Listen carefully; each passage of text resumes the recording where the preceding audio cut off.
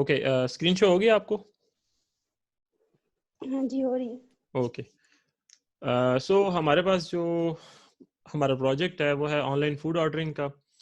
और इसमें डिफरेंट जो है वो चीज़ें हमें बोली गई थी बनाने को।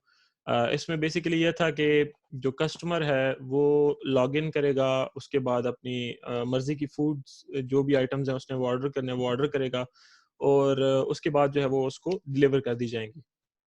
जबकि इसका जो एडमिन पैनल का जो टास्क दिया गया था वो ज़्यादा इंपॉर्टेंट और ज़्यादा लेंथी है, जिसमें उन्होंने बोला है कि जी एडमिन जो है वो प्रोडक्ट्स अपनी देख सके, कस्टमर्स जितने उसके पास रजिस्टर्ड हैं वो उसको देख सके, कैटेगरीज जो जो उसके पास रजिस्टर्ड हैं वो उसको देख सके, कितने ऑर्डर्स जो हैं वो अभी तक उसके पास आए हैं वो सारा उसको नज़र आ रहा हो, कौन कौन से ऑर्डर्स उसके इन प्रोसेस हैं वो उसको शो हों, कंप्लीटेड ऑर्डर्स जितने हो चुके हैं वो उसको शो हों, और जितने एडमिन्स हैं जो कि इस एडमिन पोर्टल को एक्सेस कर सकते हैं वो उसको शो हो रहे हों, प्लस फीडबैक शो हो रहे हों। सो ये सारा हमारा उसका प्रोसीजर था एडमिन पोर्टल का। तो सबसे पहले तो मैं आपको एक जनरल इसका एक स्ट्रक्चर बताऊंगा कि किस तरह से हमारी जो है ना ये पूरी वर्किंग कर रही है कोडिंग। उसके बाद जो है वो हम फर्दर जो है वो वन बाय वन चलेंगे, जो भी हमारे पास मॉड्यूल होगा। आपको ये मैंने कॉन्फ़िगर करके दिया हुआ है। इसमें जब आपका वाइवा होगा तो वाइवा से पहले इंशाल्लाह ताला मैं आपको दोबारा से कोडिंग इसकी प्रोवाइड करूँगा, यानी कि ज़ूम के थ्रू ही मैं आपको इसकी कोडिंग जितनी भी है वो दोबारा से कॉन्फ़िगर करके दूँगा, नई वाली, ताकि आपके पास जो प्रोजेक्ट है वो फ्रेश हो जाए, डेटा वगैरह उसमें फिर आपने दोबारा से एंटर करना होगा। अभी जो डेटा आपका एंटर होगा वो जस्ट आपकी प्रैक्टिस के लिए है। वाइवा से पहले जब आपको मैं कोड फ्रेश करके दूँगा तो उसके बाद आपने दोबारा से डेटा एंटर करना होगा, वो आपको मैं बता दूँगा कि किस तरह से करना है। सो अभी हम इसमें 1 सेकंड मैं विंडो ओपन कर लूँ एक, तो इसका कोड ओपन कर लेते हैं। ओके, ये हमारे पास किधर पड़ा है जी?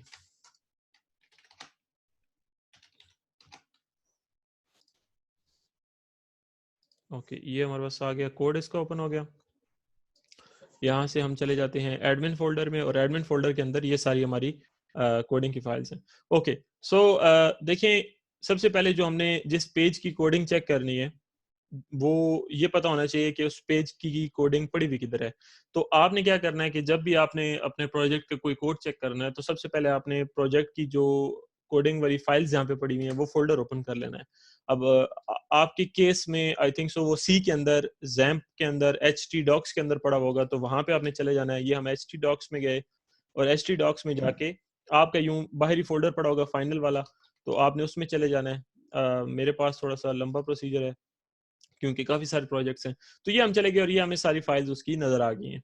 अब हम यहाँ पे आके देखते हैं कि हमारे पास ये जो भी पेज ओपन है इसका नाम क्या है या इसका पाथ क्या है?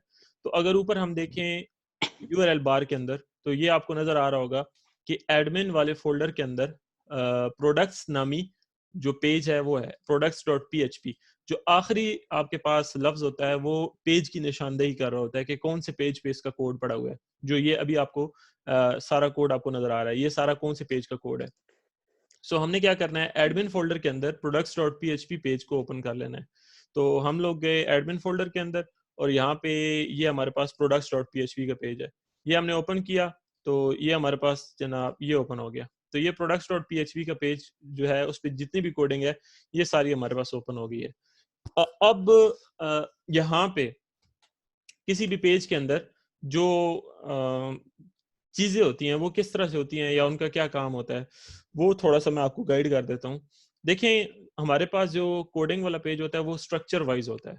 स्ट्रक्चर वाइज़ होने का मतलब ये है कि जिस तरह से आपको चीज़ें सफ़े पे नज़र आ रही हैं, उस कोडिंग के अंदर भी इसी तरतीब से वो चीज़ें पड़ी हुई होंगी। जैसे सबसे पहले आपको ये तस्वीर नज़र आ रही है और ऑनलाइन फूड ऑर्डरिंग वाली। उसके बाद आपको ये एक तस्वीर और हाय एडमिन 5 और ये लॉग आउट का बटन है जो कि अभी ज़ाहिर बात है व्हाइट कलर का है तो नज़र नहीं आ रहा है, इसका कलर अभी हम सेट करते हैं। और इसी तरह उसके बाद आपको ये मेन्यू वाले सारे बटन्स नज़र आ रहे हैं, और उसके बाद आपको नीचे ये ऑल प्रोडक्ट्स वाली हेडिंग नज़र आ रही है, फिर ये 2 बटन्स हैं, उसके बाद ये टेबल स्टार्ट हो रहा है। तो इसी तरतीब से कोडिंग में भी हमारे पास ये चीज़ें पड़ी हुई होंगी, बिल्कुल सेम तरतीब से। अगर हम देखेंगे तो ये इमेज का जो कोड है वो सबसे पहले होगा, फिर उसके बाद इन 3 चीज़ों का कोड होगा, फिर उसके बाद ये सारे बटनों का, और इसी तरह से। तो वो हम देख लेते हैं कि पेज के अंदर हमारे पास क्या सिचुएशन है। होपफुली आपको कोड जो है वो क्लियर नज़र आ रहा होगा। अदरवाइज मैं लेक्चर रिकॉर्ड भी कर रहा हूँ। इसके बाद इंशाल्लाह ताला मैं इसको अपलोड करके वो लिंक भी आपके साथ शेयर कर दूंगा। अगर आपने लैपटॉप पे देखना हुआ तो आप लैपटॉप पे इसको रिवॉच कर लेना। सो ये हमारे पास यहाँ से जो है वो कोडिंग स्टार्ट है HTML से। ये जो ऊपर वाली लाइन है इनका मतलब क्या है और क्यों है वो मैं आपको बताता हूँ फिर। तो HTML से कोडिंग स्टार्ट है। होपफुली आपने HTML जो है वो काफ़ी ज़्यादा खुद भी इसकी प्रैक्टिस की भी होगी। तो HTML जो है इट्स वेरी कॉमन जो इसका एक स्ट्रक्चर होता है। मैं आपको इसका स्ट्रक्चर पेंट पे समझा देता हूँ, आपके लिए आसानी हो जाएगी। देखिए हमारे पास जो है वो एक ये पेज है, ठीक है? अब इस पेज के अंदर हमने जो सबसे पहले यहाँ पे ना जो भी हम इंटरनेट ब्राउज़र ओपन करते हैं तो यहाँ पे उसके ऊपर टैब्स नज़र आ रही होती हैं। तो टैब्स जो होती हैं यहाँ पे आपको ये मिसाल के तौर पे ये हमने एक खोला हुआ है, टैब हमने खोली हुई है और उस टैब के अंदर हमें कुछ चीज़ लिखी हुई नज़र आ रही है, इसको हम टाइटल कह लेते हैं। तो सबसे पहले HTML कोड के अंदर ये जो चीज़ें हैं वो हम देते हैं। कौन-कौन सी चीज़ें, ये टाइटल वगैरह हम देते हैं। टाइटल के बाद हमारे पास और क्या चीज़ आ जाती है, टाइटल के बाद जितने भी हमने इस सफ़े की कोडिंग के लिए जितने डिज़ाइन वाली फाइलें या जावास्क्रिप्ट वाली फाइलें इस्तेमाल की हैं, उन सारी फाइल्स का हम लिंक देते हैं। और ये सारी चीज़ें आपके पास कहलाती हैं यहाँ पे हेडर, जो कि ये आपके पास है हेड टैग। तो हेड टैग के अंदर हम टाइटल देते हैं। टाइटल के बाद हमने जितनी भी फाइल्स यूज़ करनी है CSS की, यानी कि कैस्केडिंग स्टाइल शीट की या फिर जावास्क्रिप्ट की, वो हम यहाँ पे उन सब फाइल्स का लिंक यहाँ पे प्रोवाइड करते हैं। अब वो फाइल्स का हमने लिंक प्रोवाइड कर दिया, उसके बाद ये हमारे पास हेड क्लोज हो गया। उसके अलावा हेड में हम एक और चीज़ भी दे सकते हैं, अगर हम डायरेक्टली कोई डिज़ाइनिंग लिखना चाहें यानी CSS का कोड, तो वो भी हम प्रोवाइड करते हैं, यानी वो भी हम लिख सकते हैं, जैसे कि ये हमने थोड़ा-सा लिखा हुआ है। उसके बाद हेड टैग हमारा क्लोज हो गया, फिर बॉडी टैग स्टार्ट होता है और बॉडी टैग इस तरह से होता है कि बॉडी टैग में हमारे पास ये पूरी अब पेज की बॉडी है। अब इस पूरी बॉडी के अंदर तरतीब से, बिल्कुल उसी तरतीब से जिस तरतीब से हमने चीज़ें बनानी है, उसी तरतीब से जो है वो यहाँ पे हम चीज़ों को प्लेस करना शुरू करते हैं। लाइक हमने इमेज यहाँ पे प्लेस करना है तो सबसे पहले इमेज का कोड आएगा। उसके बाद एक इमेज और लगाना है, फिर उसका कोड आएगा। फिर हमने यहाँ पे नाम लिखना है, फिर उसका कोड। फिर हमने यहाँ पे लॉग आउट का बटन बनाना है, तो उसका कोड। फिर हमने ये मेन्यू बार बनानी है, उसका कोड आ जाएगा। और उस मेन्यू बार के अंदर फिर हमने जो है वो ये बटन्स बनाने हैं, तो इसी तरह से उन बटन्स का कोड आ जाएगा। यानी कि जो चीज़ हम बनाना चाह रहे हैं तरतीब से, उसी तरतीब से हम जो है वो कोड उसका बनाते जाएँगे। तो ये हमने बटन्स का कोड यहाँ पे बनाया, उसके बाद सेम इसी तरह से जो बाकी चीज़ें बच जाती हैं, उसका कोड हम यहाँ पे लिखते हैं। तो मेन सफ़े के 3 हिस्से होते हैं। हेड, जो कि आपके पास ये चीज़ जिसके अंदर टाइटल वगैरह लिखी जाती है, टाइटल और बाकी सारी चीज़ें और लिंक्स वगैरह प्रोवाइड किए जाते हैं। फिर होती है बॉडी, जिसमें ये सारा जो है वो काम हम करते हैं, यानी कि ये जितनी चीज़ें हैं, ये सारी बॉडी में आ जाती हैं। और आखिरी चीज़ होती है फुटर, जो कि यहाँ पे आखिरी एरिया में यहाँ पे लिखी जाती है। लेकिन फुटर आमतौर पे हम ज़्यादा यूज़ नहीं करते, सो हमारा ज़्यादा मेन फोकस बॉडी एरिया पे होगा। सो बॉडी एरिया का जो है ये टैग यहाँ से स्टार्ट हो रहा है। उसके अंदर जो है वो हमने ये एक डिव्स लगाए हुए हैं। अच्छा, व्हाट इज़ अ डिव? ये चीज़ आपको डिव का पता है? डिवाइड करते हैं ना इसको, पेज को। नहीं, पेज कोडिंग को शायद को इस टाइप डिवाइड का कुछ था। करते हैं। देखिए हमारे पास एक ये एम्प्टी पेज है ना, तो अगर हम इस पेज पे कोई भी चीज़ लिखना मतलब चाहेंगे, उसको तो वो यहाँ पे इस कोने से स्टार्ट होगी, हम्म, ठीक है? उसके बाद अगली चीज़ लिखेंगे वो इसके आगे यहाँ पे आ जाएगी। उसके बाद और कोई चीज़ लिखेंगे वो इसके बाद इस तरह आ जाएगी। तो ये तरतीब में यूँ ही चलती जाएँगी और ये बिल्कुल सीधी चलती जाएँगी, ये नीचे न्यू लाइन पे नहीं आएँगी। हमें इस तरह से नहीं करना। हम चाहते हैं कि हमारे पास पेज जो है उसकी तरतीब हो। यानी इधर हम कोई चीज़ लगा दें, आगे सारा ये वाला जो पोर्शन है ये खाली हो जाए। इधर हमने कुछ भी नहीं लिखना। उसके बाद हम चाहते हैं कि यहाँ पे नीचे एक बड़ी-सी बार बन जाए या एक बड़ा-सा डब्बा सर्ट बन जाए। करने के लिए होता है। तो ये पेज के अंदर मुख्तलिफ सेक्शंस या खाने या ब्लॉक्स या बॉक्स बनाने के लिए होता है। तो डिव हम जो है वो बनाते हैं और आपको ये भी पता होना चाहिए कि डिव के अंदर, एक डिव के अंदर मल्टीपल डिव्स हो सकते हैं। यानी डिव इनसाइड डिव्स जो है वो यहाँ पे आम एक कॉमन सी बात है एचटीएमएल के अंदर। यहाँ पे हम डिव्स के अंदर डिव्स बना सकते हैं, चाहे जिस पर्पस के लिए मर्जी बना रहे हो, लेकिन डिव के अंदर div banana it's not a new thing, ठीक है? तो इसी तरह से यहाँ पे हमने ये डिव बनाया और हर डिव को हम आईडी या क्लास असाइन करते हैं। अच्छा, आपको आईडी और क्लास का डिफरेंस पता है? नहीं। अच्छा, क्लास असाइन करते हैं अगर हमने किसी डिव पे सीएसएस की कोडिंग अप्लाई करनी है, तो हम उसको क्लास असाइन करते हैं, ठीक है?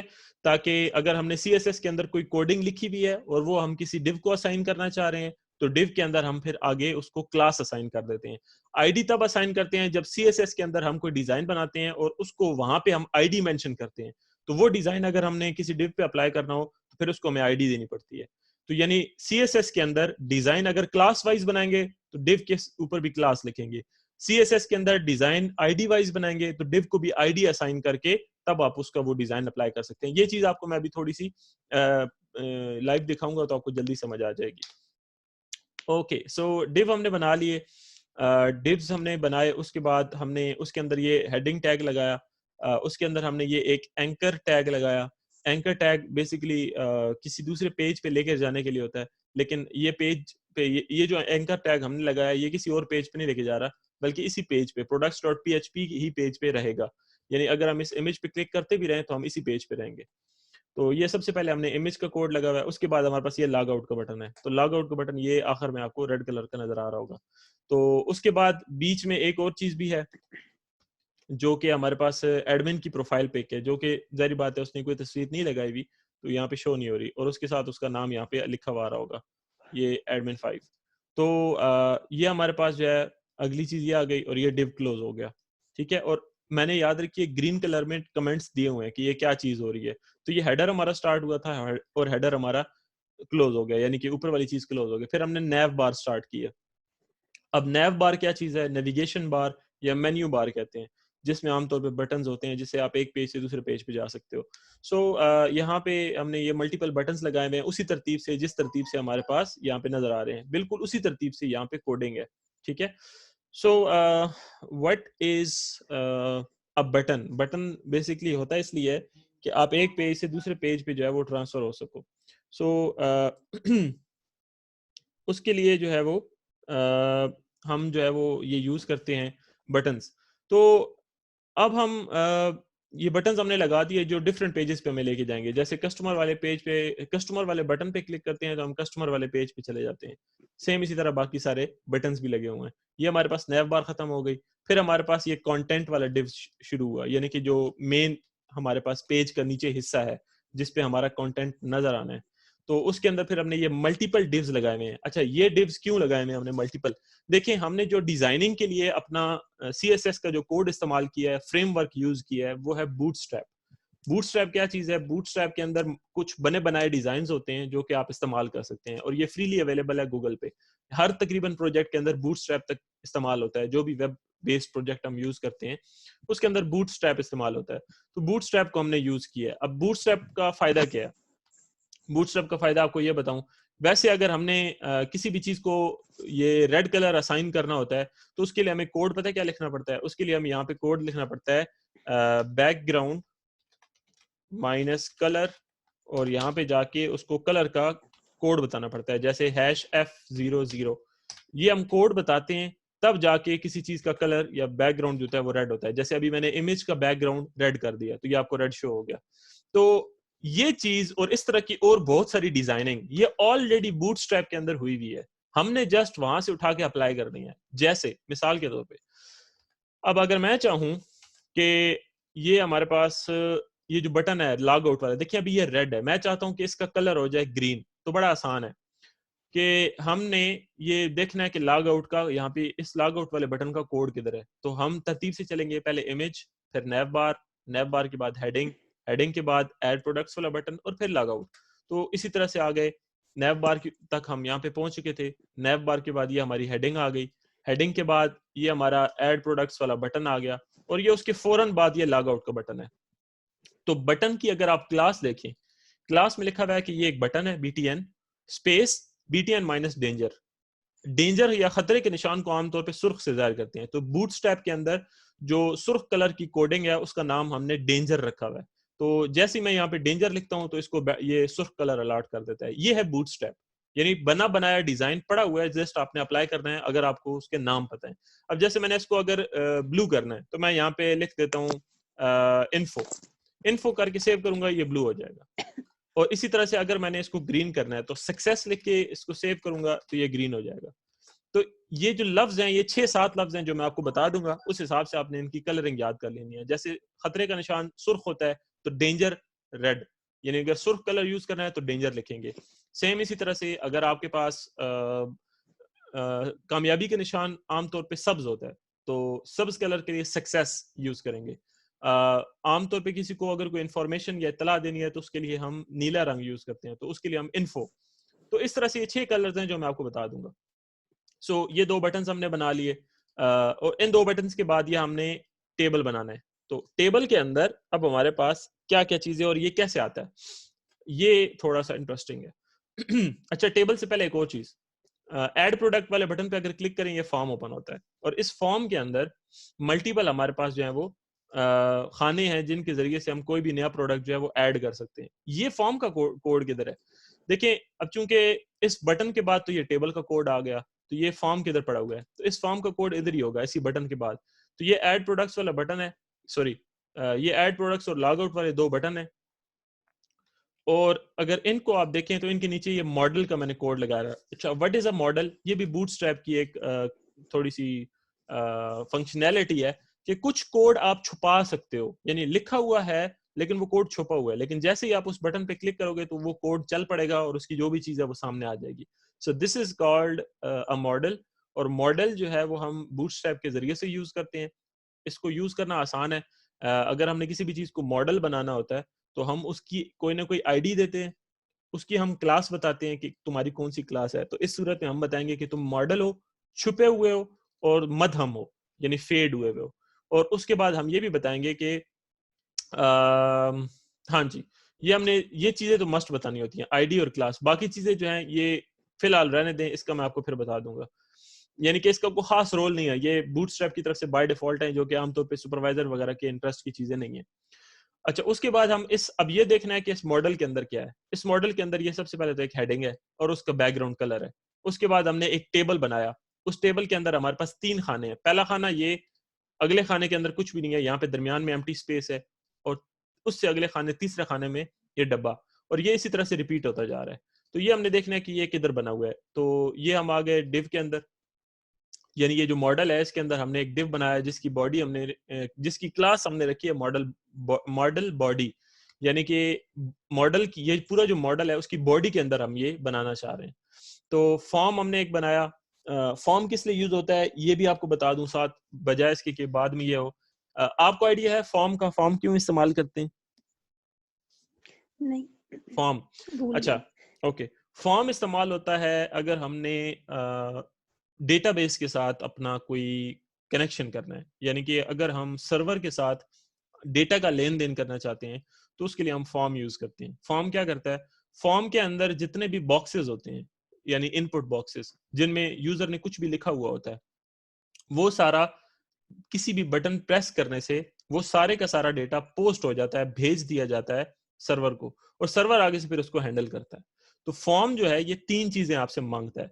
ये सबसे पहली चीज तो ये मांगता है कि डेटा का मैंने करना क्या है। तो पहली चीज हम इसे ये बताते हैं कि भाईजान इसको तुमने करना है पोस्ट, यानी मेथड तुम्हारा पोस्ट है, तो डेटा ये पोस्ट कर देगा। दूसरी चीज ये पूछता है कि भेजना किधर है डेटा, तो हम उसे एक्शन में बताते हैं कि ये सर्वर का एड्रेस है, इधर डेटा भेज दो। 2 बातें हो गई। तीसरी चीज जो फॉर्म को हम बताते हैं कि डेटा है क्या, असल में है किधर डेटा, तो वो फिर हम यहाँ पे नीचे बता रहे हैं कि ये सारा डेटा है जो भेजना है। तो ये डेटा को भेजता है बाय नेम। तो जो भी चीज हमने भेजनी होगी हमने उसे कोई ना कोई नाम लिखना होगा, उसका कोई ना कोई हमें नाम देना होगा।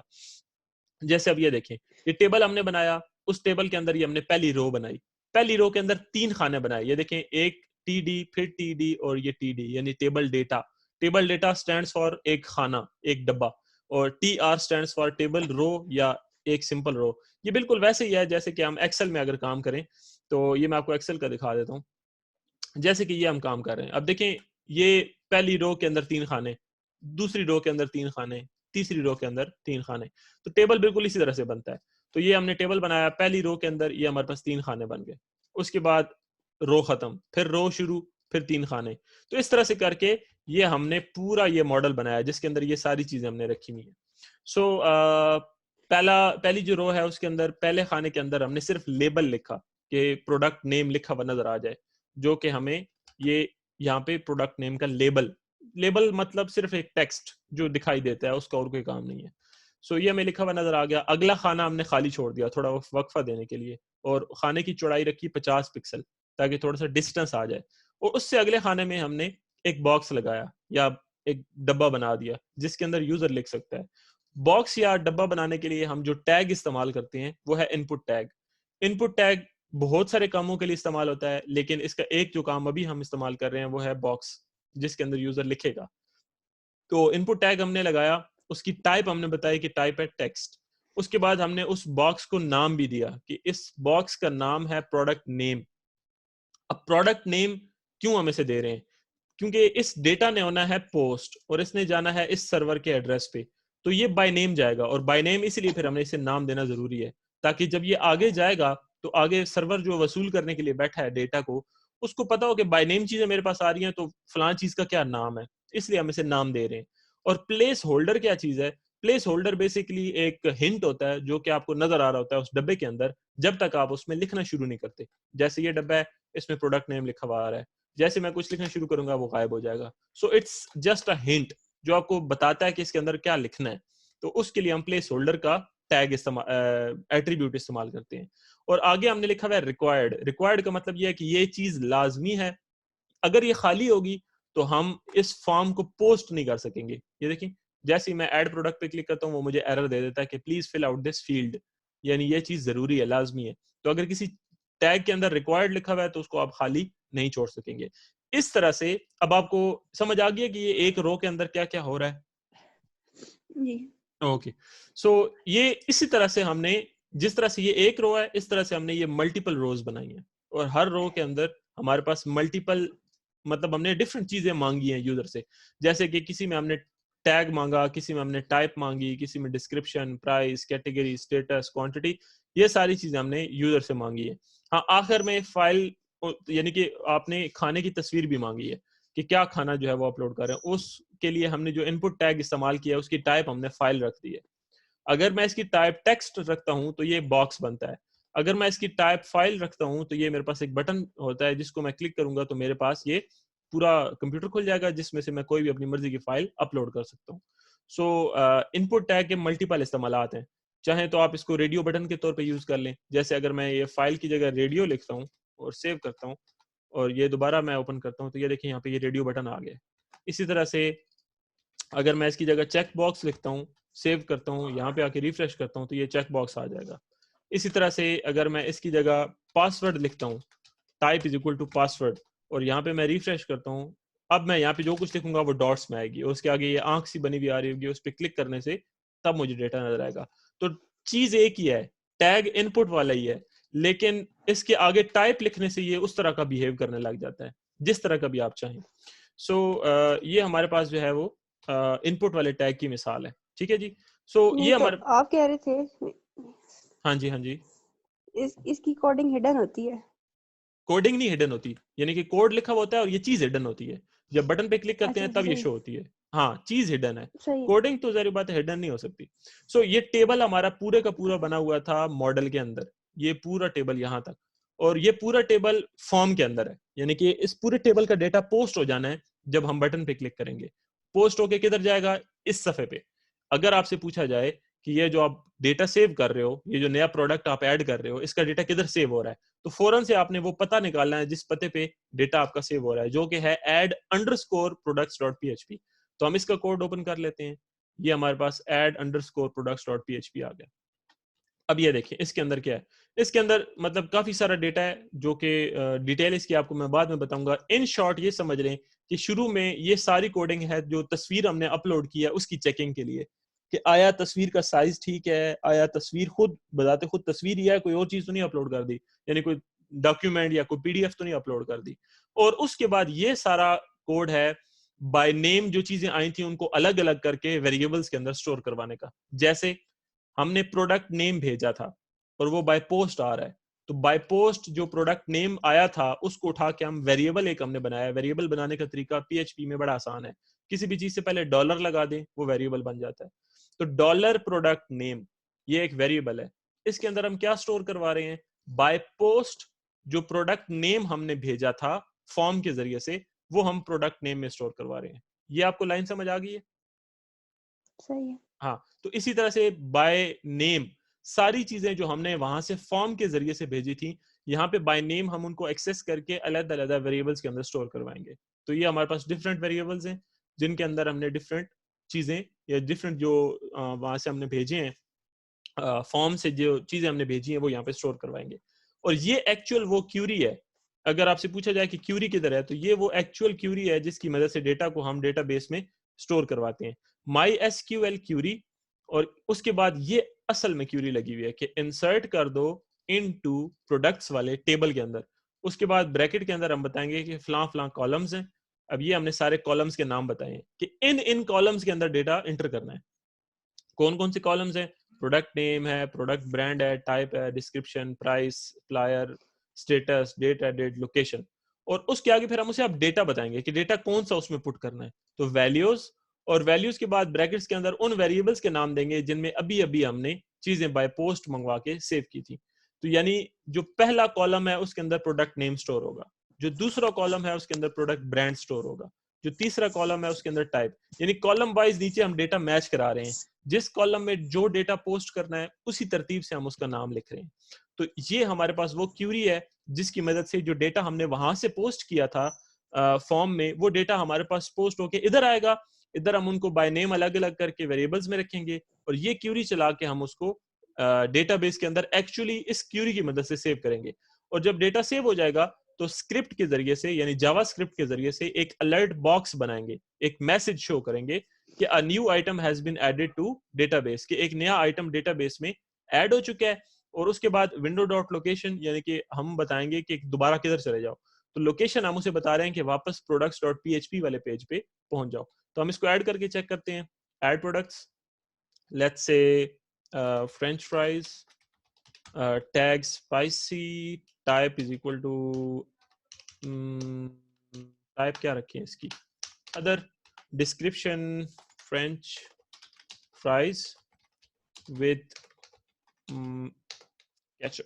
ओके, सो ये हमने इसकी डिस्क्रिप्शन रख दी। इसकी प्राइस लिखेंगे 50, category it's an Asian food, availability या अवेलेबल है, क्वांटिटी हमारे पास 50 है। इसकी हमने तस्वीर लगानी है। अनफॉर्चुनेटली मेरे पास तस्वीरें तो फ्रेंच फ्राइज की नहीं पड़ी, कोई और लगा देते हैं हम आर्जी तौर पे।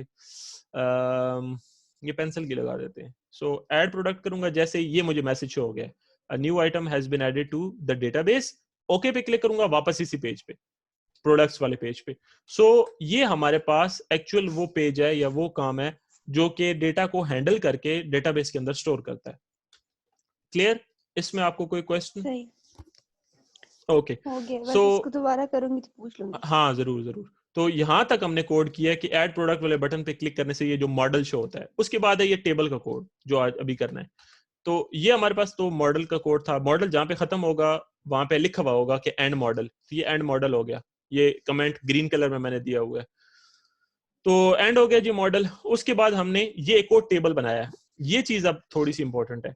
टेबल हमने बनाया और टेबल के अंदर हमने अब वो डेटा शो करवाना है जिसमें जितने प्रोडक्ट्स हमारे डेटाबेस के अंदर एडेड हैं वो सारे हम शो करवाना चाह रहे हैं। ठीक है, तो हमने एक टेबल बनाया और टेबल के अंदर हमने सबसे पहले टी हेड यानी टेबल हेडिंग, तो टेबल हेडिंग के ऊपर ये सारे नाम आपको शो होंगे, नेम, टाइप, फ्लां, ये सारी चीजें। तो टेबल हेडिंग, और टेबल हेडिंग के अंदर हमने रो बनाई। उस रो के अंदर हमने वो सारी चीजों के कॉलम्स के नाम बता दिए जिन जिन कॉलम से डेटा हम मंगवाने लगे। तो उस तरतीब से हमने नाम लिख दिए। और उसके बाद ये टेबल हेड खत्म हो गया, फिर टेबल बॉडी स्टार्ट हुई। टेबल बॉडी स्टार्ट होगी, उसके अंदर ये पीएचपी का कोड है।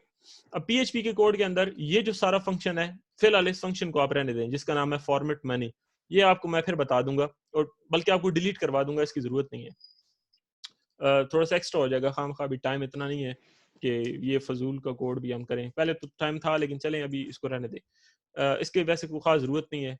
तो एनीवेज ये पीएचपी का कोड यहाँ से स्टार्ट हुआ और आपने सिर्फ ये देखना है कि ये आगे क्या लिखा हुआ है। ये हमने क्यूरी लगाई माई एसक्यूएल की। अब यहाँ पे हम कौन सी क्यूरी लगा रहे हैं? सिलेक्ट वाली। पहले हमने कौन सी क्यूरी लगाई थी जब डेटा भेजना था? इंसर्ट वाली, कि डेटाबेस को इंसर्ट कर दो, सेव कर दो। अब हम मंगवा रहे हैं सिलेक्ट क्यूरी, जो कि होती है कि डेटाबेस को लेकर आओ, रीड करो। तो माईएसक्यूएल क्यूरी, क्यूरी क्या है? Select static. स्टैटिक का मतलब होता है ऑल थिंग्स, सारा कुछ। तो सिलेक्ट करो स्टैटिक यानी सब कुछ, फ्रॉम प्रोडक्ट्स, प्रोडक्ट्स वाले टेबल से, order by product type, product type के ऑर्डर के हिसाब से, यानी कि एशियन चीजें पहले आएंगी, और अगर कोई चीजें जिनका टैग या जिनकी प्रोडक्ट टाइप बी से स्टार्ट होती है वो बाद में, और इसी तरह से। और ये डिसेंडिंग ऑर्डर में, यानी जेड से शुरू करो, यानी कि जेड से पीछे गिनती सॉरी एबीसी गिनना शुरू करो। तो ये हमने डिसेंडिंग ऑर्डर में प्रोडक्ट से सारा कुछ मंगवा लिया। अब ये चीजें आपके लिए समझना जरूरी है कि यहाँ से सारा काम कैसे होगा। ये क्यूरी हमने लगाई और इस क्यूरी ने चलने के बाद जो डेटा मंगवाया था डेटाबेस से, वो सारे का सारा डॉलर रिजल्ट नामी वेरिएबल के अंदर स्टोर हो जाएगा।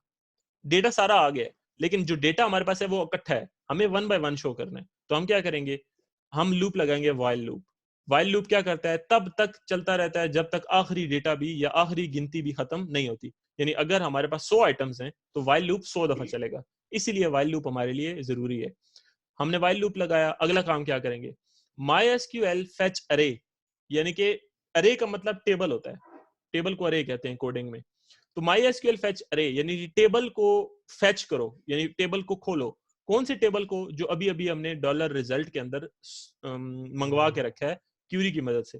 तो डॉलर रिजल्ट के अंदर जो टेबल पड़ा होगा उसको हम MySQL फेच अरे कमांड की मदद से ओपन करके रोज की शक्ल में तरतीब दे देंगे।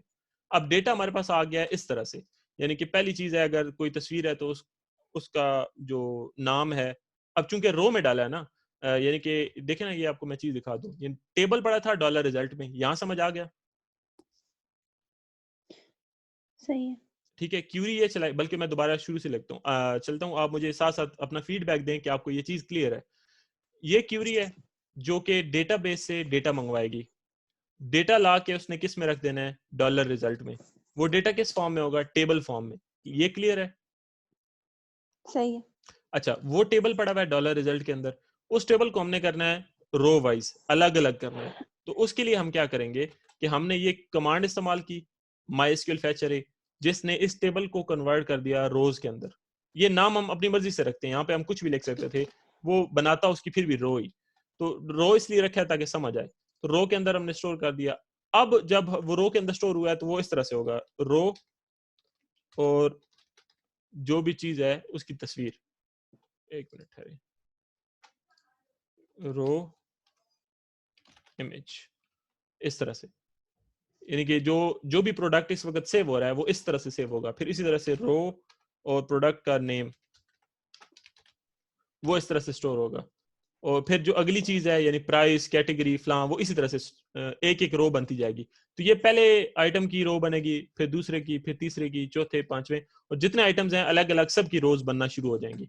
तो जब हमें वो चीज चाहिए होगी, अब हमारे पास 10 आइटम्स थे, वाइल लूप ने चलना है 1 से लेकर 10 तक।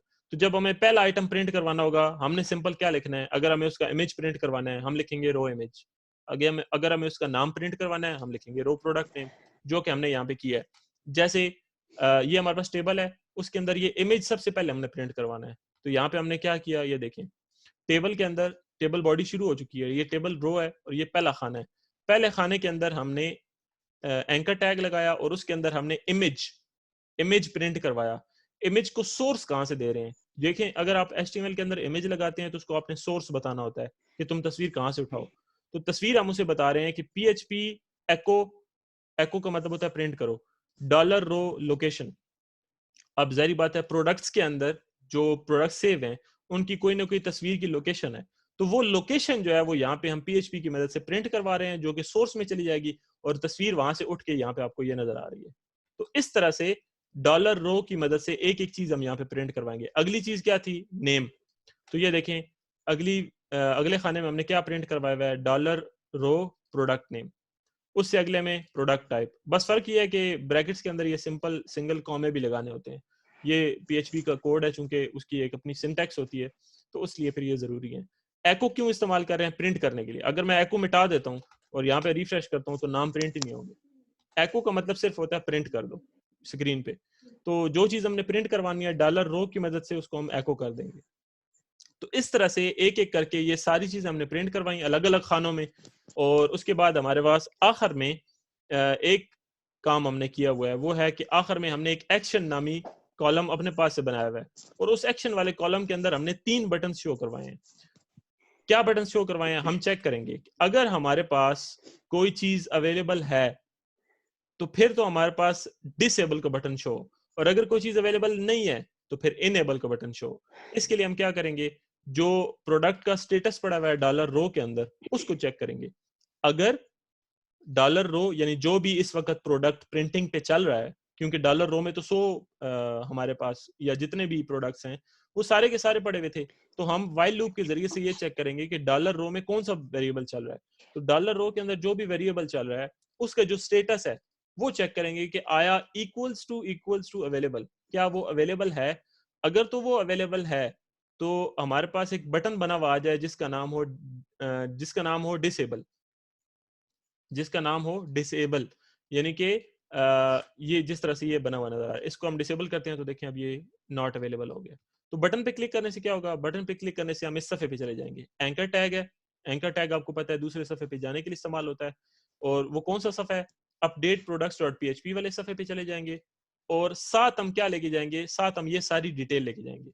क्या क्या डिटेल हम ये लेके जा रहे हैं कि यू यानी अपडेट कर दो नॉट अवेलेबल, और प्रोडक्ट आईडी है ये जो भी इस वक्त हमारा जो प्रिंटिंग पे चल रहा था डेटा, उसकी जो प्रोडक्ट की जो आईडी है वो साथ लेके जाओ। और वो प्रोडक्ट की आईडी हमने शुरू में ही वाइल लूप के बाद ले ली थी डॉलर रो में से, क्योंकि डॉलर रो में सारे प्रोडक्ट्स की आईडीज हैं।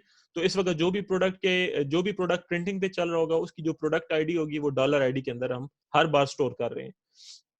तो ये चीजें हम यहाँ पे साथ लेके जा रहे हैं इस सफे पे, सही है।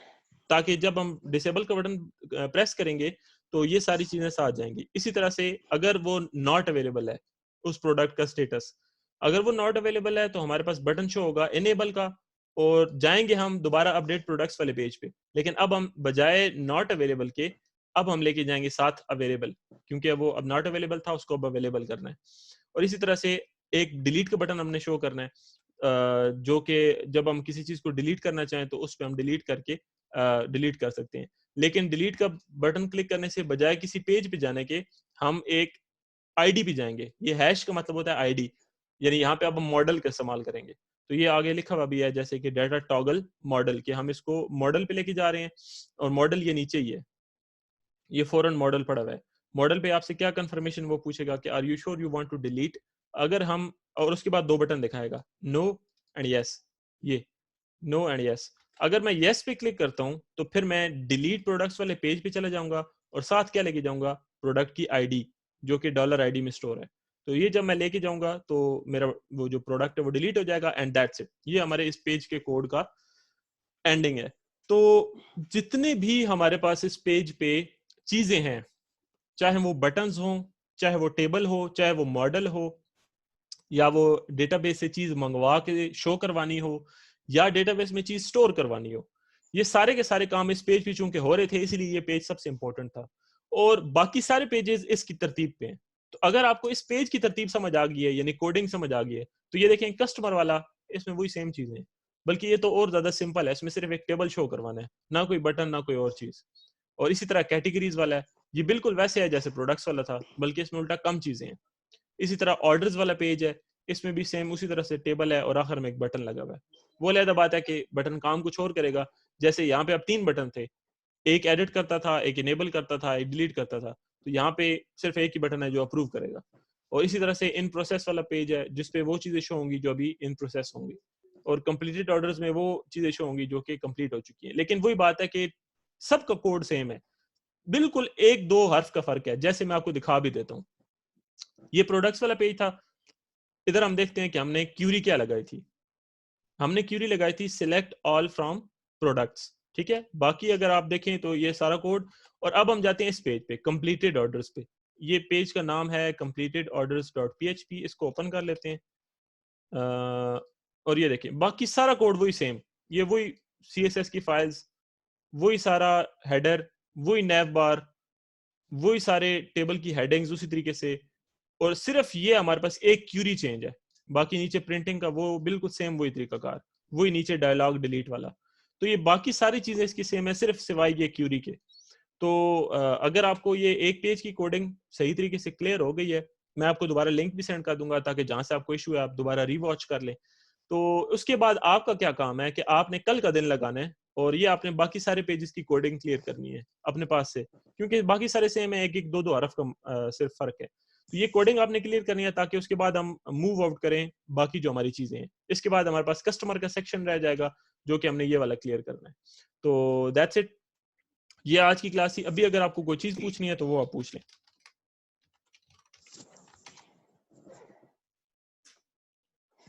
मैं करती हूँ ना, फिर मैं आपको टेक्स्ट कर दूंगी। चले, सही है। ये आपको मैं वीडियो लिंक अभी थोड़ा सा टाइम लेगा अपलोड होने में क्योंकि यूट्यूब पे अपलोड करना है। तो होपफुली ये रात तक अगर हो गया तो मैं आपको लिंक सेंड कर दूंगा, अदरवाइज कल आपको सुबह कर दूंगा। तो आपने बहरहाल कोड अभी चलाना है फौरन क्लास के बाद, और ये कोशिश करनी है कि इन पेजेस का कोड ओपन करके आपने कोड देख लेना है। सही है। ओके जी, रिकॉर्डिंग इंशाल्लाह मैं आपको सेंड करता हूँ। अल्लाह हाफिज़। चलिए ठीक है, अल्लाह हाफ़िज़।